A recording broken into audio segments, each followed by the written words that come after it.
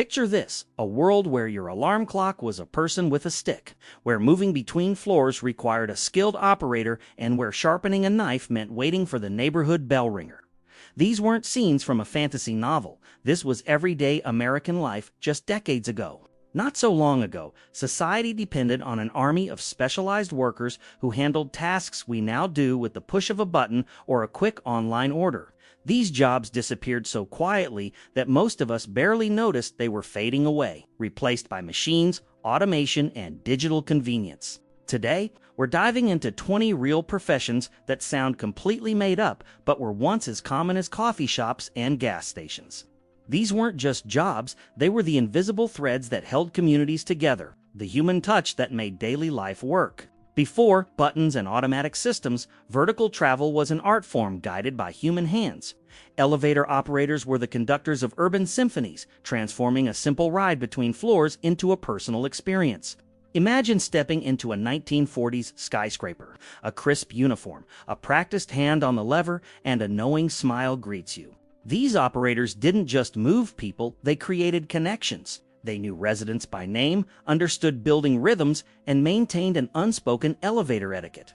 In luxurious buildings, an elevator operator was more than a worker. They were the building's social ambassador, reading passengers' moods and delivering a journey tailored to each individual. While elevators moved people vertically through buildings, another daily ritual was unfolding on doorsteps across America. The gentle clink of glass bottles, the early morning rhythm of delivery. The milkman was more than a delivery person. He was a community watchman, a daily connection in neighborhoods across America. From the 1920s to the 1970s, these dairy ambassadors did more than deliver milk. They knew who preferred whole milk, who needed extra cream, and which families might need an extra check-in. In many ways, they were the original neighborhood safety network.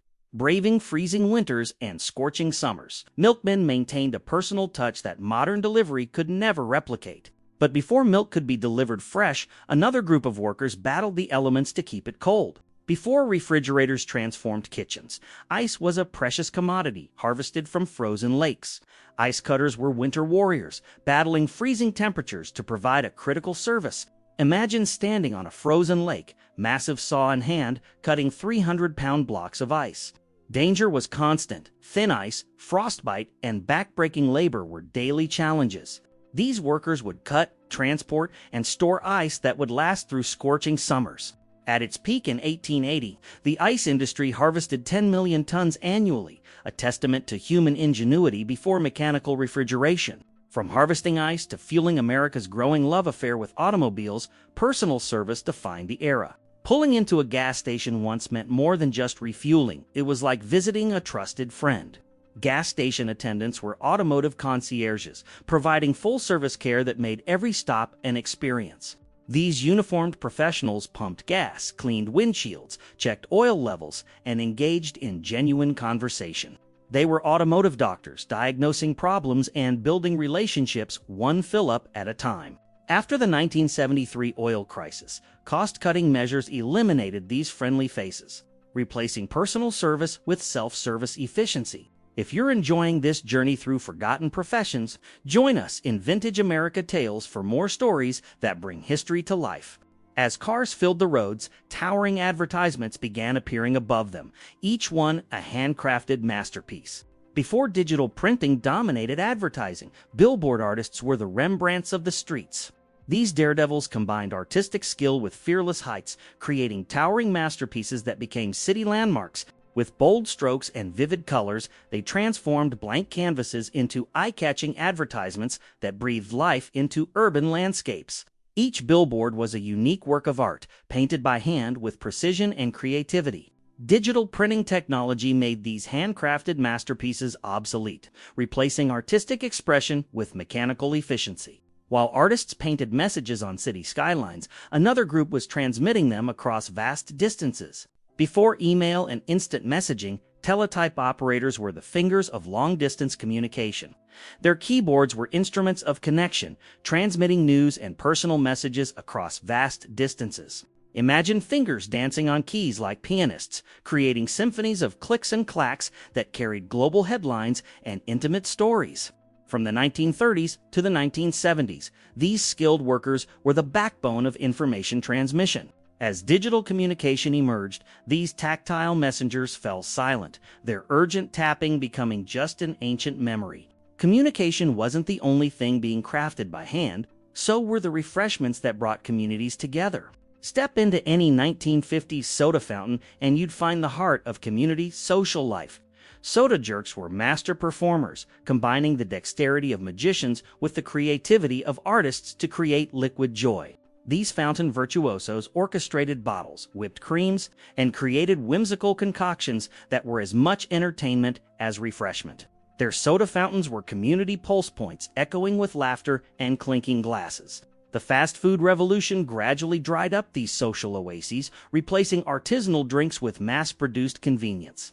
Beyond soda fountains, other craftsmen traveled neighborhoods offering essential services. The distinctive jingling of a bell announced the arrival of one of the neighborhood's most essential craftsmen.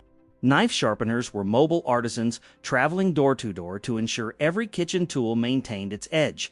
In an era without disposable knives or prepackaged goods, maintaining sharp tools was paramount.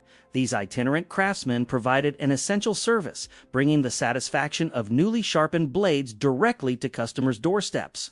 The rise of disposable items and prepackaged goods led to a sharp decline in demand for these mobile craftsmen. Can you imagine waiting for a neighborhood bell to signal that your knives needed sharpening? While some workers traveled door to door, others found themselves in more dangerous positions, like dodging bowling pins. Before automatic machines revolutionized bowling alleys, teenagers performed one of America's most dangerous part-time jobs. Pin setters were the hidden artisans who kept the game moving, dodging flying pins and errant balls with athletic precision. These young workers would sit on high stools above the lanes, springing into action after each roll. Speed, precision, and bravery were essential. A good pin setter could manage multiple lanes simultaneously while avoiding injury. Automatic pin setting machines appeared in the 1950s, and by 1960, over 90% of bowling alleys had eliminated these daredevil workers. From bowling alleys to blacksmith forges, physical labor and skilled craftsmanship defined American work. Before industrial manufacturing, blacksmiths were the original makers. Transforming raw metal into essential tools and implements, their forges were sanctuaries of heat and craftsmanship. Far from the cold precision of modern machines, each creation was handcrafted with passion, from horseshoes to kitchen tools. The warm glow of the forge and the steady rhythm of the hammer created a symphony of creation that echoed through communities. The Industrial Revolution gradually replaced these skilled artisans with mass production, transforming their craft from daily necessity to historical art. As blacksmiths shaped metal, another group of craftsmen was shaping how America experienced stories. Hidden in dark booths above movie theaters, film projectionists were the silent artists of the silver screen. These skilled technicians manipulated film reels to bring stories to life, as essential to cinematic magic as the stars on screen. The job required precision at every step, assembling multiple reels, checking for damaged frames, and executing perfect changeovers between projectors without the audience noticing any interruption.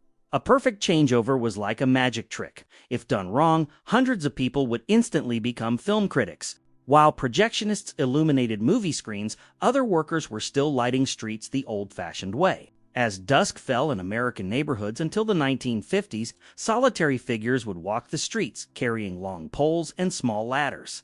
These were the last generation of lamplighters, tending to remaining gas streetlights that once illuminated entire cities. Their daily work included checking gas pressure, cleaning glass globes, replacing mantles, and making minor repairs to equipment often decades old. In winter, they might need to thaw frozen gas lines or clear snow from lamps.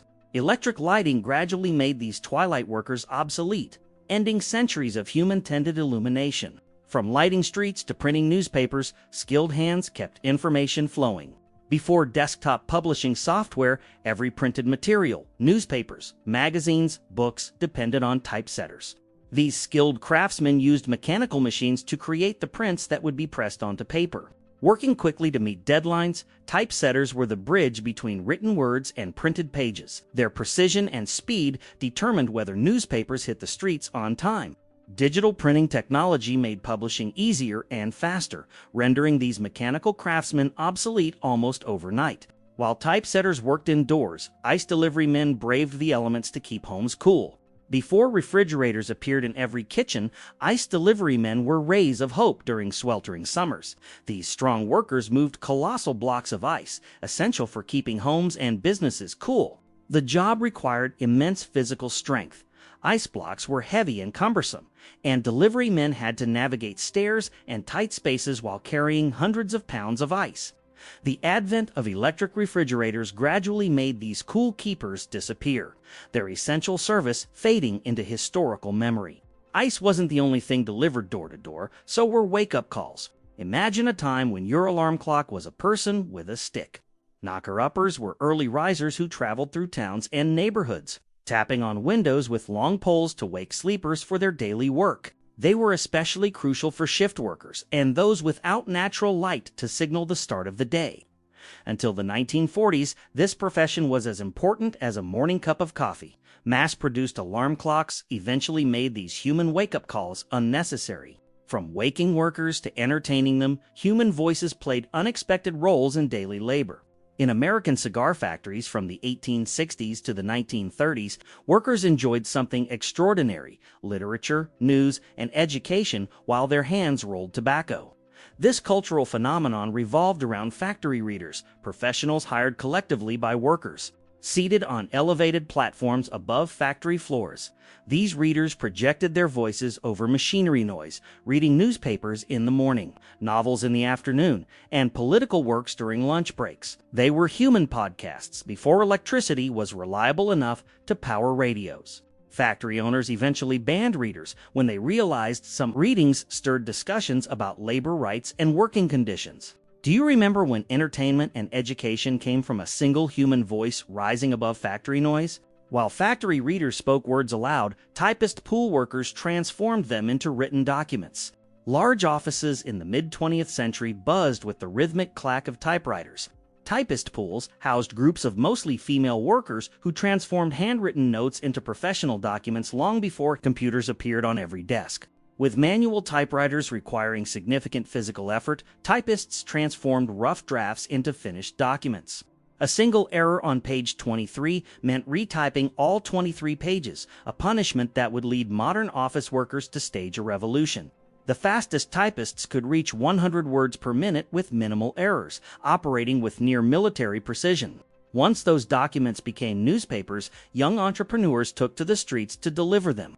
As dawn broke over suburban streets, small figures on bicycles glided from house to house, tossing rolled newspapers with practiced precision onto doorsteps.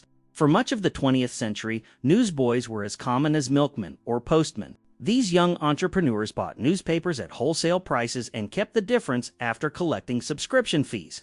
It was a miniature business model where young people learned about profit margins, customer service, and responsibility.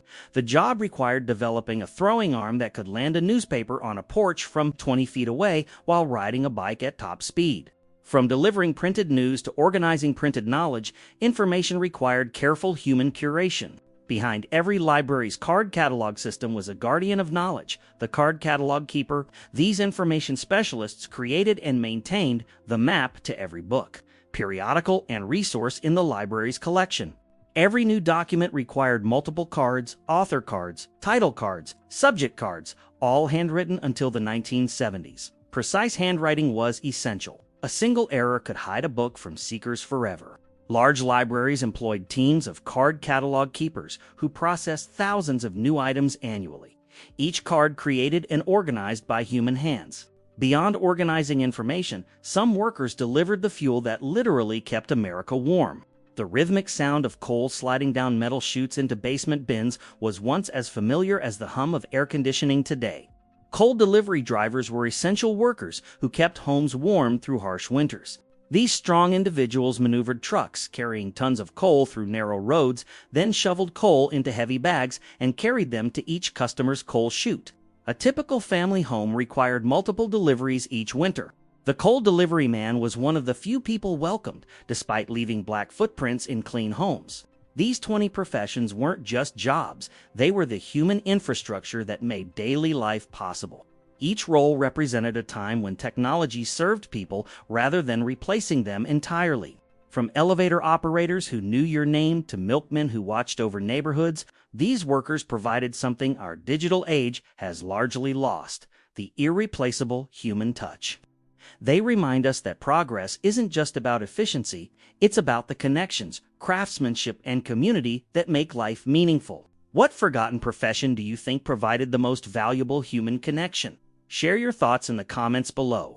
If you enjoyed this journey through America's forgotten history, join us in Vintage America Tales. We're preserving the stories that shaped the world we inherited, one memory at a time.